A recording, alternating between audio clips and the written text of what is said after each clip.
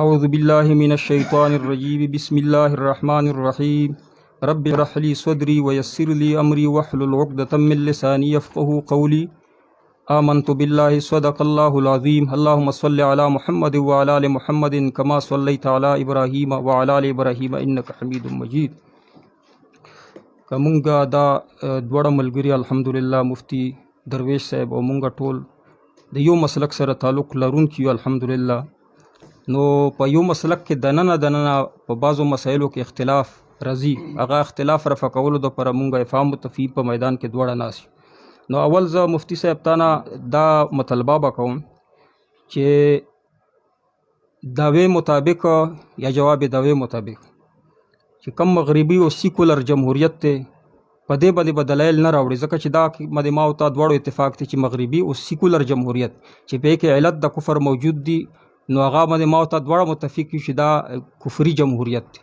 پاکستان اسلامي جمهوریت پاکستان کې چې کم جمهوریت دی تا په هغه باندې د کفر فتوا ده، تب په دې پاکستاني جمهوریت باندې کا ورته کفر ورته لذاته وای نو بیا خو اسباب مه راوړه، کله غیره ورته کفر وای نو چې په کومه وجه ورته وای هغه اسباب به راوړې. نو دلایل و پاکستانی جمهوریت راوړې، په سیکولر یا مغربي جمهوریت باندې دلایل ضرورت نشي، په دې مونږ اتفاق دی. بله خبره دا ده ستا فتوې نه خلکو ته دا تاثر ملویږي چې ستا فتوې په وجه باندې جمهوري خلکو ته چې اکابرین زمونږ حسن جان صاحب دی ته نقصان رسېدلی دی، یا فضل الرحمن صاحب دی، یا مونږ مشران دي جمعیت علماء اسلام، یا فاج پاکستان د چې څوک عملې پکې ستا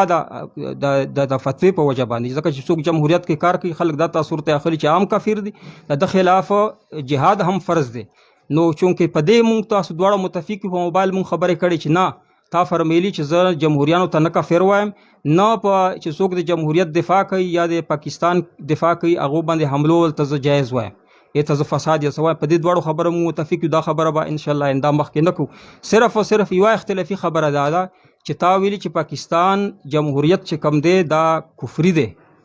نو په دې به صرف ته مونږ ته دلایل راوړې چې پاکستان جمهوریت کفري دی، دا سیکولر یا غول کې مغربي دی، دواړو باندې مونږ اتفاق دی. جی بسم الله. بسم الله الرحمن الرحيم الحمد لأهله والصلاة على أهلها أما بعد. قال الله تبارك وتعالى ولا يشرك في حكمه أحدا. صدق الله العظيم وصدق رسوله النبي الكريم. اللهم صل على محمد النبي الأمي وعلى آله وصحبه وبارك وسلم تسلیما کثیرا کثیرا. زما معززو څنګه چې حضرت مفتی صاحب تاسو ته وفرمایل چې د افهام او تفهیم په ماحول کې نو زمونږ د مسله د جمهوریت باندې اختلاف راغلی دی. مونږ دا غواړو، زم دا غواړم، مفتی صاحب محترم دا غواړي چې امت مسلمه ته معلومه شي چې آیا واقعي کوم مروج جمهوري نظامونه دي بشمول پاکستانی جمهوري نظام دا خلاف شریعت او کفری دی او کنه دی.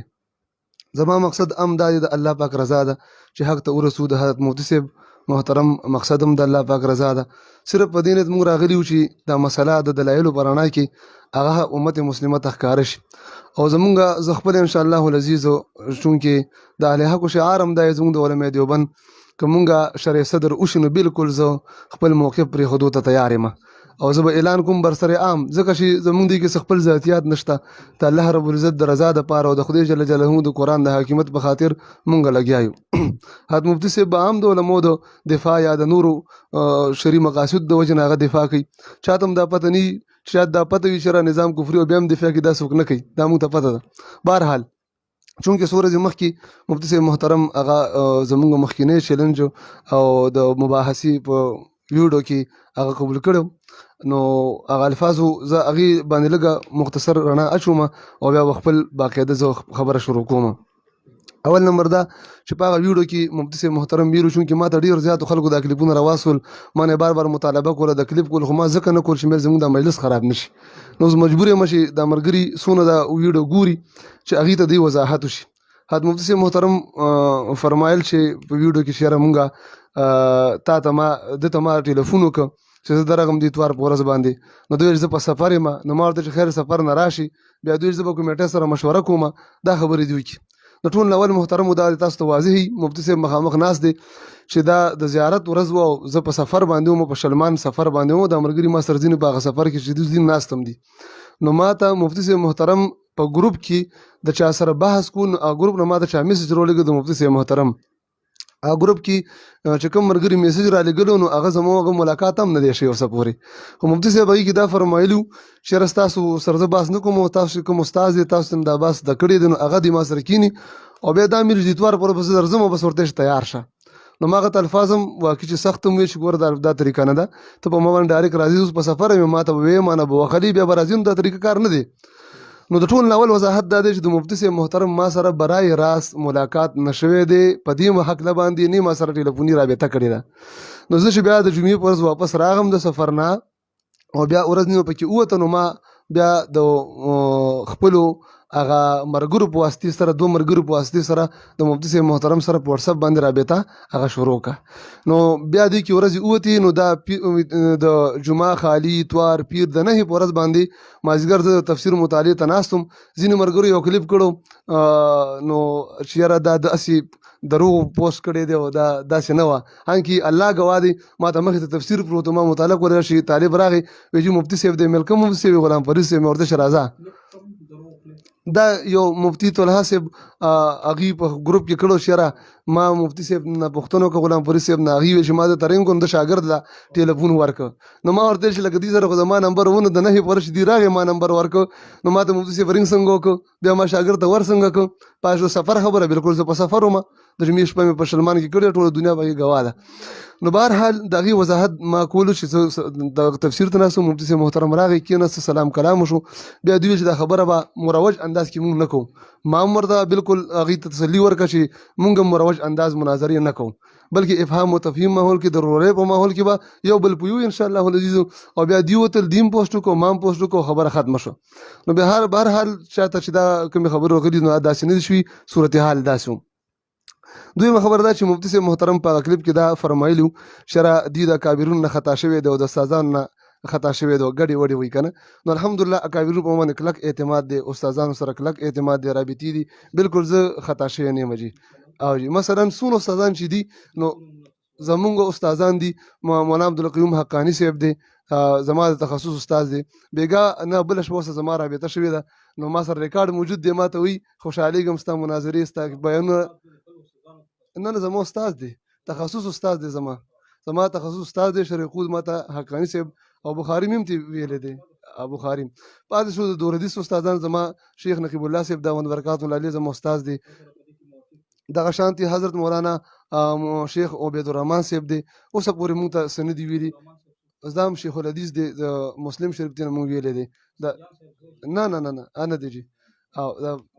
جی دا د مومندو دی دلته اوسېږي پاتې کېږي پخوانه والله اعلم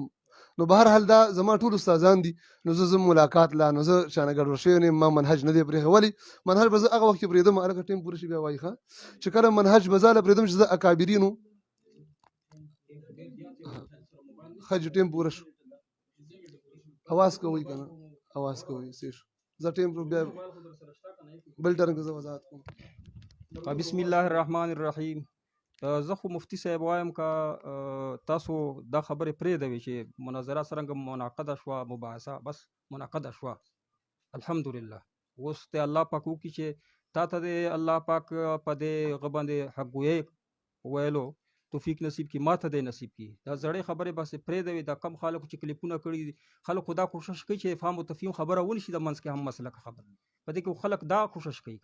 چې کم خلک مخلص دي هغه وایي چې د خپل مسلک ول سره جوړ شي په یوه خبره باندې متفق شي ستا د فتوی د وجې نه ما درته اوله وایي په هغې ته خبره نه وکړه چې تا فتوی په وجه باندې ډېر خلک دا مخصوصي دا تاثر ته اخلي چې فوج باندې حمله کوه خودکش حمله کوه حسن جان صاحب چې دا د خلکو شهید کړی دی چې کم جمهوریت ته کفر وي او جمهوریانو باندې مولانا فضل الرحمن صاحب باندې څو ځله د مکې وشولې ستا د فتوی دا نقصانات دي متعدي امراض ترې راوتي خو تا ما ته ویل چې زه دا د دې خبرو قایل نه یم تا دا ویلي هغه خبره باندې خبره لږ بیا وکړه چې د خلک پرې واوري چې ته د دې قایل نه یې ته الحمدلله ته د دې خبرې قایل نه یې چې په افواج پاکستان څوک حملې کوي نو هغه ته بیا جهادي وایي بلکې افسدي دی دویمه چې څوک جمهوري زمونږ کابرین چې جمهوریت کې دي هغې ته کافر وایي نو ته هغې سره موافق نه یې صرف او صرف ته د جمهوری نظام ته چې په پاکستان کې دې ته کفر وایي په دې نقطه باندې دلته ناست دې وضاحت ورته وکړه که نه، او مخکې د زړې خبرې پرېږده، 2 غنټې کې به څنګه ته د دلایل په جمهوریت ووایي چې ته زړې خبرې کوې. 2 غنټې بعد خو به خبره ختمه شي. یو خبره درخواست درته دا کوم که ټولو نه اول ته هغه مضبوط دلیل راواخلې چې ستا مدعا ورسره ثابته شي، یو دلیل سره، بیا خو نورو دلایلو ته ضرورت نشته. که ټولو نه اول هغه یو مضبوط دلیل راواله چې په هغې سره خپله مدعا ثابته کړه چې پاکستان کې جمهوریت کفر دی، خو چې الزام نه وي، صحیح وي حوالې مطابقه، نو بیا که تا یو دلیل صحیح ثابت شو نو مونږ به ومنو چې الحمدلله د جمهوریت په پاکستان کې تا دا کفري ثابت کړه. مونږ ورته نوم ورکړی پاکستان نوم د اسلامي جمهوریه پاکستان، دا علماء کرامو دا نوم ورکړی او د لپاره عین علماء کرامو ما سره دلته پروت جوړ کړی دی چې دا پاکستان کې چې کم جمهوریت دی دا به سیکولر نه وي، دا به اسلامي جمهوریت وي. او په دې خبره باندې د خلک ځان پوه کړي چې مونږ ته قرآن او حدیث د نظام د جوړولو، د نظام د چلولو یو خاص اصول نه دي ښودلي. مباحاتو کې انسان پرېښی دی، خپل عقل باندې مشورې سره په طریقې باندې کار کوه. نو اسلامي جدا جمهوریت چې په اسلامي طریقې استعمال کې نو اسلامي دی، که په غلطه طریقه استعمال کې غلط دی. دغه موبایل دی ما سره دا ایجاد کړی هم کافرو دی، او دته ځینې خلک ورته وایي چې دا د معصیت آله ده. زه ورته د معصیت نه اسلامي آله وایم، ځکه زه اسلام دپاره استعمالوم. څوک چې معصیت د ګناه دپاره استعمالوي هغه به ورته د معصیت آله وایي.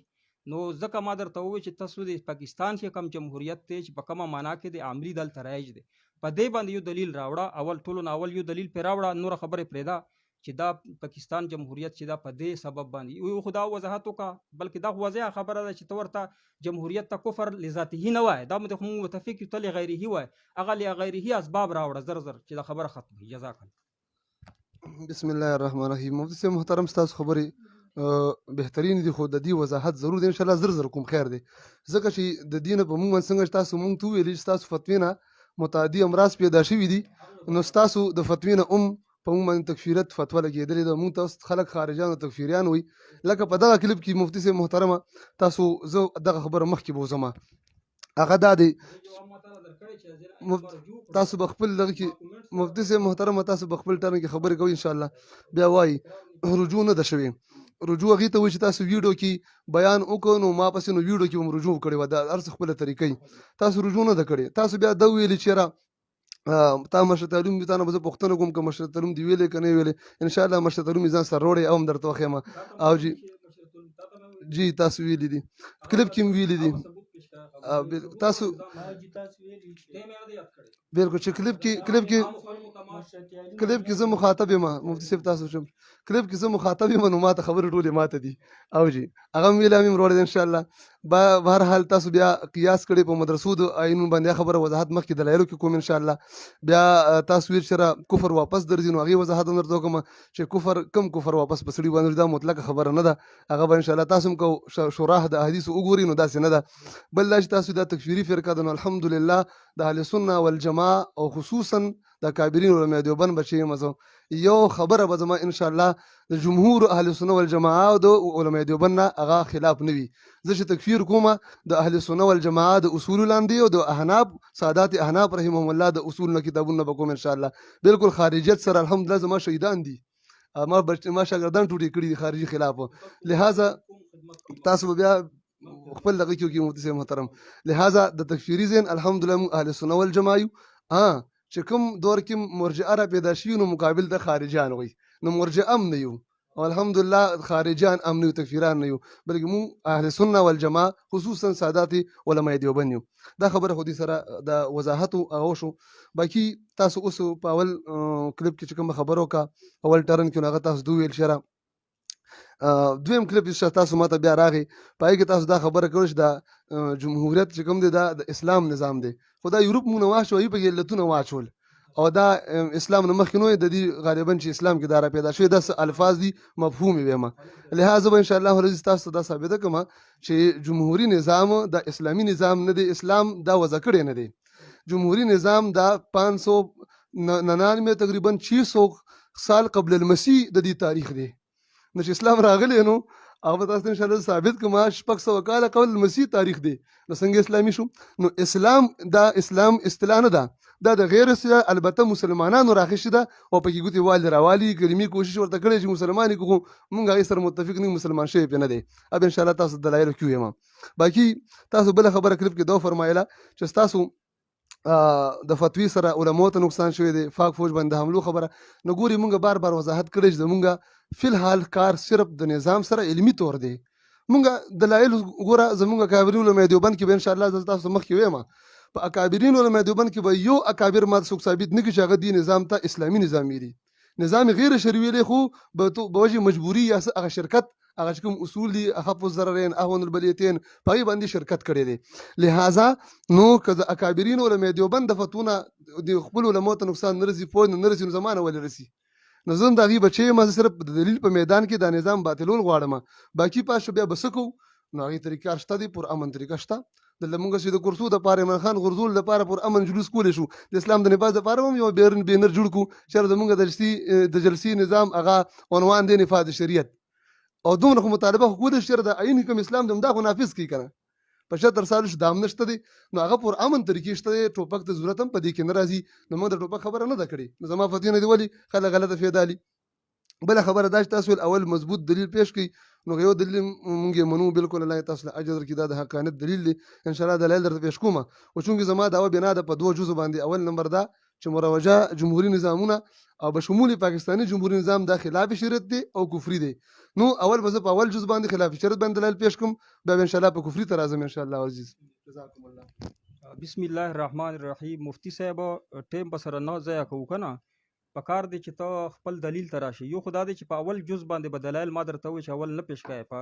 کم مطلق جمهوریت دی سیکولر جمهوریت په هغې ما ورته اتفاق دی چې په کم جمهوریت کې حکمیت اعلی جمهور ته حاصل وي په دې باندې مونږ متفق یو په دې باندې دلایل مه راوړه.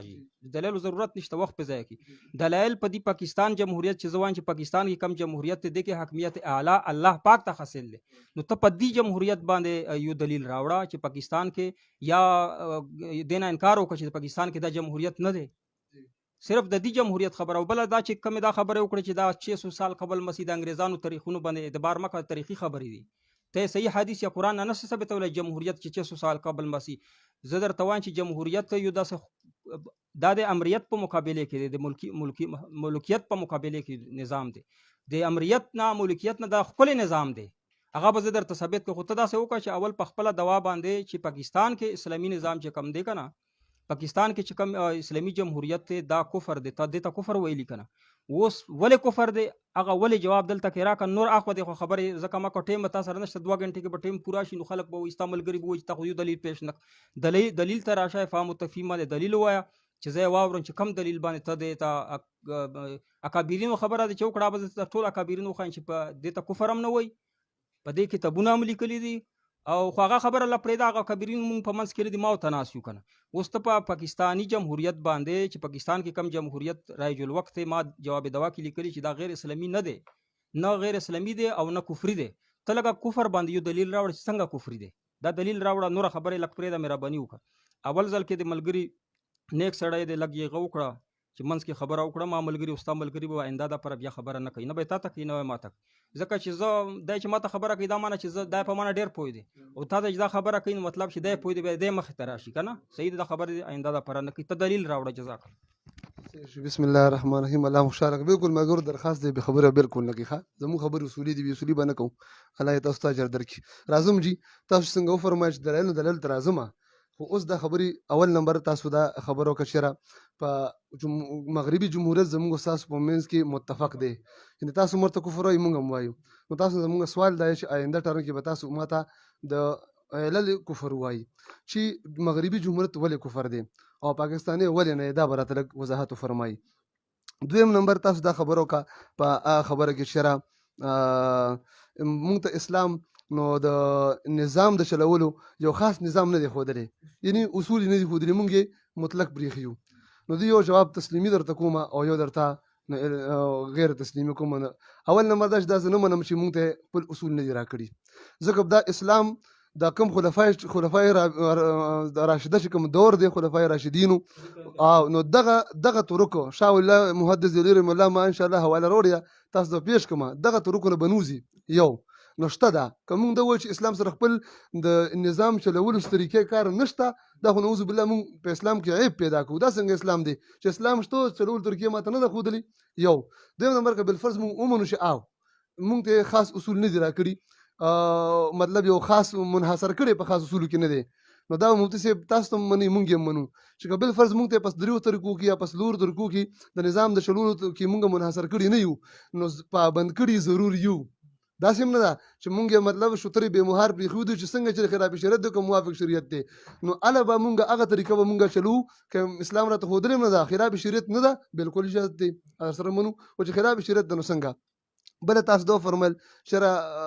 لکه مغربي جمهوریت او پاکستاني جمهوریت باندې تاسو مثال د موبایل ورکړ مفتي صاحب محترم قیاس ممال فارق دی دلته د عقیدې او نظریې خبره ده او دا خو دنیا استعمال دی نو په دې باندې تاسو قیاس درست نه دی تاسو په دې باندې لږ سوچ وکړئ او بل تاسو دا وفرمیل چې دا تاریخ مریخ پرې د انګریزانو شی دی تاریخ دونه فضول هم نه مفتي صاحب محترمه بیا ټول دنیا ځي تاریخ به د قرآن او حدیث مقابله کې نه منو او که مطلب قرآن او حدیث سره مخالف نه وي نو بالکل هغې کې څه منلو کې څه حرج نشته ټوله دنیا په دې تاریخ باندې روانه ده او دا به دا د کوم وخت نه چې ایجاد شوی دی هغه دور نه نو بالکل په سند سره داسې را روان دي کتابونو کې یو نقل کړی بل او په دې تاریخ زموږ اکابرینو اعتماد کړی زه به تاسو ته څه ښیم ما پرې نه دی کړی که دا زه ویم په تاریخ مې اعتماد کړي بیا زه به اعتمادي کوم خو دا اکابرینو کړی درته ویم بله انشاءالله حدیث تاسو دو فرمایل چې زه به درته اکابرین وښیم چې دلایل نو دا به زما تاسو مطالبه وي چې کوم اکابرین دې ته اسلامي ویلی دی جمهوریت ته نو هغه به را تاسو ثابت کړي انشاءالله العزیز وخت شته محترمه دویم شته اوس زه راځم باقاعده ستاسو د وینا مطابق چې وخت به نه ضایع کړو انشاءالله زموږ وخت قیمتي ستاسو هم قیمتي دی او دلایل دي نو زما د دعوی جزء اول دا دی ما دعوه دا ده چې مروجه جمهوری نظام بشمول پاکستانی جمهوری نظام خلاف شریعت او کفر ہے نو راځم زه خلاف شریعت ته بالکل تاسو چې ماته علت خو بیا باغی باندې خبره کو مغربي باندې خبر لانه کوم فی الحال نو زه اول راځم پاکستانی جمهوری نظام دا ولې خلاف شریعت دی په دې باندې خپل دلایل تاسو کفر رسته دی ام ویما ما درته ویل نظام پاکستانی بشمول پاکستانی جمهوری نظام نه چې دواړه ویما کنه جی دا بل هم ثابتول غواړي تاسو خو دا هم نه منئ کنه که بالفرض تاسو وایئ شابه دا خلاف مفتي صاحب محترم که تاسو دلته ما سره دسخط کوئ چې خلاف نه جی خیر دی خدایي دلایل جدا دي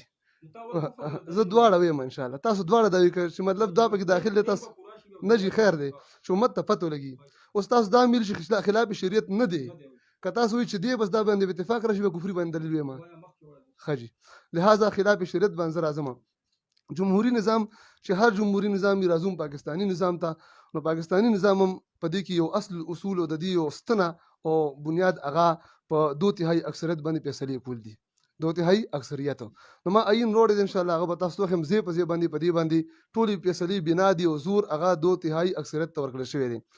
او مطلق اکثریت که داسې مطلق اکثریت چې مطلب اکثریت باندې یو فیصله وشوه د قرآن او سنت نه خلاف نه ده په مجتهداتو کې د هغې موږ مخالف نه یو خو مطلق العنان اکثریت 2/3 چې مطلب دا شریعت پابند نه دی او چې 2/3 اکثریت رائے که دا بل د شریعت موافق او مخالف پاس کیږي به خامخا پاس کی ضرور به ضرور پاس کی او دغه سپیکر مجبور دی چې میز اوډه به بل پاس کی دغه اکثریت دا خلاف شریعت دی زګه چې مشوره کوم دا به ان شاء الله زه حواله سره پیش کوم آینده ټایم کې